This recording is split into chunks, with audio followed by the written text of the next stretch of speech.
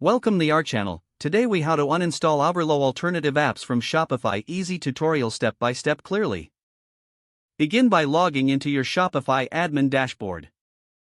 Once you're logged in, navigate to the Apps section on the left-hand side menu. In the Apps section, you will see a list of all the applications currently installed on your store.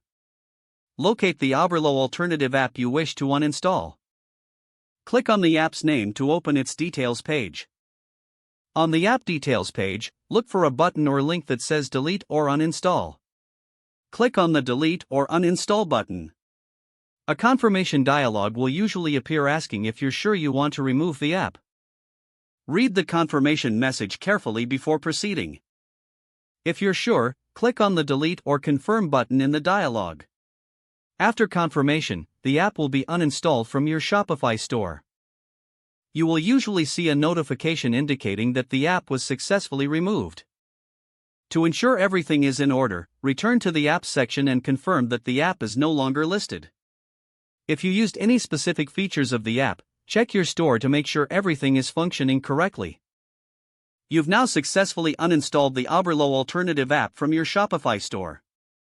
If the page does not load, refresh the browser or try again in a private or incognito window. Make sure you are using the correct email address, then retype it carefully to avoid small typos. If your password is not accepted, use the reset option and create a new strong password you can remember. Check your spam folder for verification or security emails, then complete any requested confirmation steps. Enable two-factor authentication if available to improve account security and reduce unauthorized access risk. After signing in, review your profile details so your contact information and settings are accurate and current. If you see an error message, note it down and try again after restarting your device and internet connection. Log out when you finish, especially on shared devices, to keep your account and payment information secure. If the page does not load, refresh the browser or try again in a private or incognito window. Make sure you are using the correct email address, then retype it carefully to avoid small typos.